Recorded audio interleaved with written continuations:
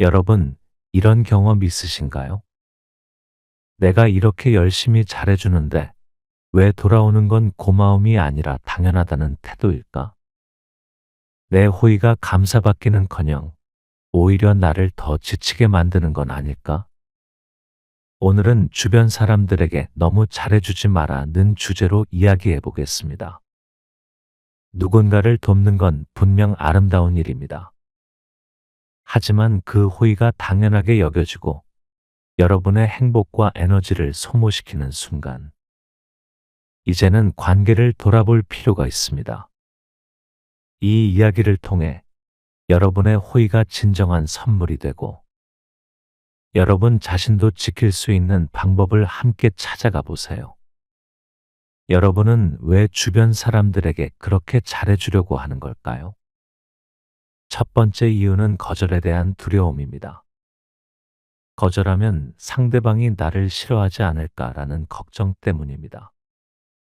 예를 들어, 자녀가 갑작스러운 부탁을 했을 때 마음속으론 부담스러워도 결국 그래, 엄마가 해줄게 라고 대답한 적이 있으시죠? 두 번째는 인정받고 싶은 마음입니다. 내가 이렇게 잘해주면 상대방도 나를 소중히 여기겠지 라는 기대가 있습니다.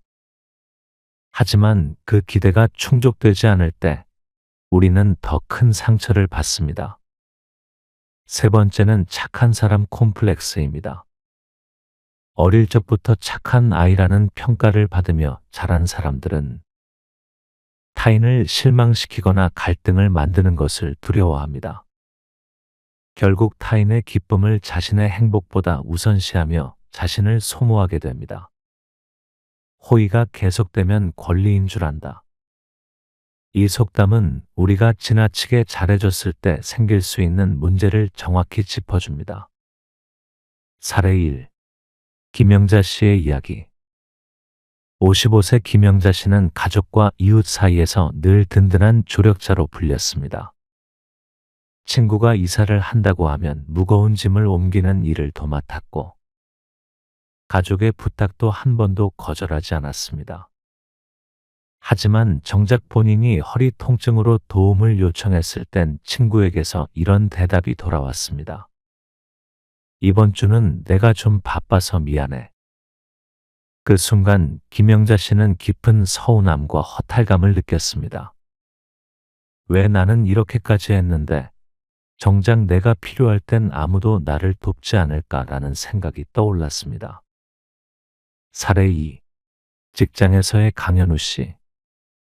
47세 강현우 씨는 회사에서 늘 믿음직한 선배로 통했습니다. 후배들은 어려운 일이 있을 때마다 그를 찾았고 그는 그 부탁을 한 번도 거절하지 않았습니다. 하지만 어느 날 후배가 이렇게 말했습니다. 강 선배가 다 해주시니까 우리는 신경 안 써도 되죠. 이 말을 듣는 순간 강현우 씨는 자신이 이용당하고 있다는 느낌에 큰 충격을 받았습니다. 결국 그는 번아웃에 빠졌고 퇴사를 결심했습니다. 왜 이런 일이 반복될까요?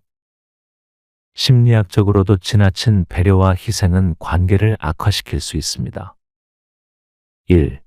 기대의 법칙. 심리학자 애덤 그랜트는 지나치게 주기만 하는 사람은 번아웃에 빠질 확률이 높다고 말합니다. 상대방은 처음엔 감사하지만 시간이 지날수록 점점 더 큰 기대를 하게 되고 그 기대가 충족되지 않을 때는 실망이나 비난으로 돌아올 수 있습니다. 2. 상호주의 원칙. 스탠포드 대학교의 연구에 따르면 건강한 관계는 주고받음의 균형이 유지될 때 가능합니다. 한쪽이 주기만 하고 다른 한쪽이 받기만 한다면 결국 그 관계는 무너질 수밖에 없습니다. 베푸는 사람은 지치고 받는 사람은 감사함을 잃게 됩니다. 그렇다면 주변 사람들에게 적당히 잘해주면서도 나를 지키는 방법은 무엇일까요? 1. 작은 부탁부터 거절하기 연습하기. 거절은 연습이 필요합니다. 작은 부탁부터 오늘은 어려울 것 같아 라고 말하는 연습을 해보세요. 거절은 관계를 끊는 것이 아니라 나를 지키는 첫걸음입니다. 2. 도움의 기준 정하기. 내가 감당할 수 있는 범위를 명확히 설정하세요. 예를 들어 한 달에 한 번 이상 큰 부탁은 받지 않는다. 3. 감정 일기를 통해 자신 돌보기. 하루 동안 느꼈던 감정을 기록하며 내가 어떤 상황에서 부담을 느꼈는지 돌아보세요. 자신을 돌보는 일은 건강한 관계의 시작입니다. 4. 감사하지 않는 사람들과 거리 두기. 내 호의를 당연하게 여기는 사람들과는 거리를 두는 것이 필요합니다. 관계를 정리하거나 적정한 선을 유지하는 것도 나를 보호하는 방법입니다. 잘해주는 사람이 나쁜 사람이라는 뜻은 아닙니다. 그들은 따뜻한 마음과 배려심을 가진 소중한 사람들이죠. 하지만 중요한 건 내가 행복해야 그 따뜻함도 지속될 수 있다는 점입니다. 나를 먼저 돌보고 균형 잡힌 관계를 만들어 가세요. 그렇게 할 때 여러분의 호의는 진정한 선물이 될 수 있습니다. 오늘 이야기 어떠셨나요? 주변 사람들에게 너무 잘해주지 마라. 이 말은 여러분이 누군가를 돕지 말라는 뜻이 아닙니다.